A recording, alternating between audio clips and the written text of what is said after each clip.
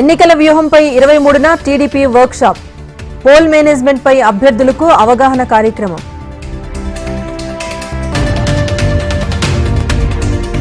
కృష్ణా జిల్లా పెనమలూరు టీడీపీలో ticket panchayat. Ticket ఎవరికి ఇవ్వాలనే దానిపై తేల్చలేకపోతున్న అధిష్టానం.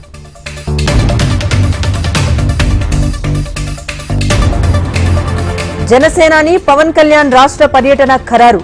ఈ నెల 27 నుంచి ఉత్తరాంధ్ర పర్యటన.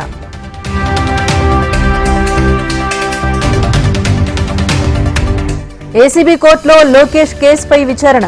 రెడ్ బుక్ పేరుతో అధికారుల్ని బెదిరిస్తున్నాడంటూ సిఐడి పిటిషన్.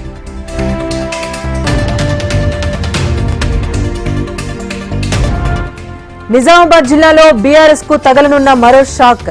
డీసీసీబీ చైర్మన్ పదవి కాంగ్రెస్ కైవసం.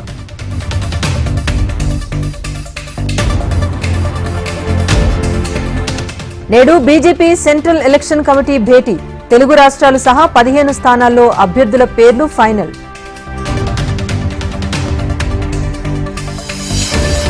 తెలంగాణలో 17 ఎంపీ స్థానాల్లో బీజేపీదే గెలుపు.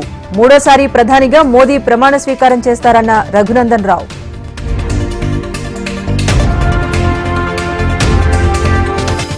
నేడు తెలంగాణ కాంగ్రెస్ అభ్యర్థులను ఫైనల్ చేసే ఛాన్స్.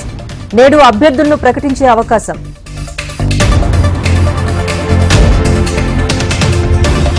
ఏపీలో 3 జిల్లాల ఎస్పీలపై ఈసీ ఆగ్రహం. ఘర్షణలపై వివరణ ఇవ్వాలంటూ ఆదేశం.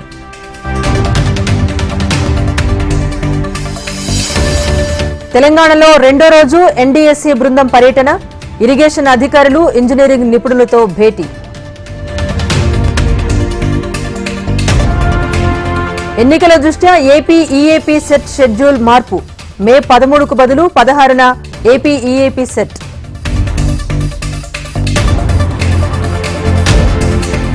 తిరుమల శ్రీవారి సేవలో నారా ఫ్యామిలీ. మహాద్వారం దగ్గర లోకేష్ కు స్వాగతం పలికిన ఆలయ అధికారులు.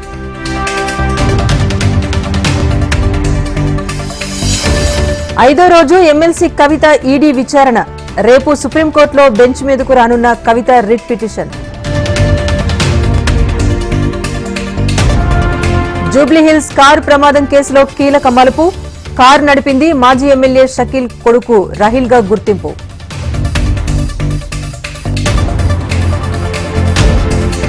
తెలంగాణ హైకోర్టులో ప్రణీత్ రావుకు చుక్కెదురు. పోలీస్ కస్టడీని సవాల్ చేస్తూ వేసిన petition కొట్టివేత.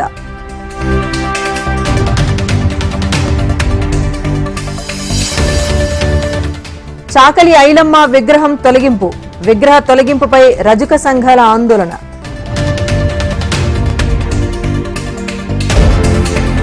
పట్టుబడ్డ ISIS India chief Harish Farooqui. Special operation నిర్వహించిన అసోం పోలీసులు.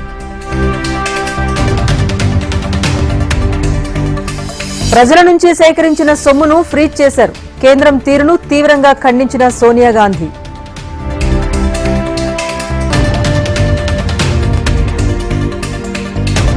బీజేపీకి వేల కోట్ల రూపాయలు బాండ్ల ద్వారానే వచ్చాయి. కాంగ్రెస్ ఖాతాలపై మాత్రమే ఎందుకు పడ్డారన్న Kharge.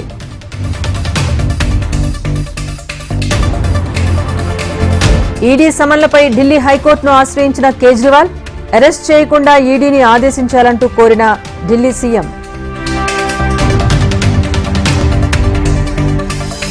Maoist Dandakaranya special zonal committee లేఖ. చర్చలకు సానుకూల వాతావరణం కల్పిస్తే ముందుకొస్తామంటూ ప్రకటన.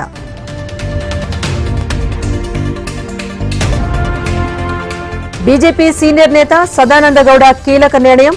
ప్రత్యక్ష రాజకీయాల నుంచి తప్పుకుంటున్నట్టు ప్రకటన. ప్రైమరీల్లో బైడెన్ ట్రంప్ జోరు. ఏకపక్ష విజయం సాధించిన ఇద్దరు నేతలు.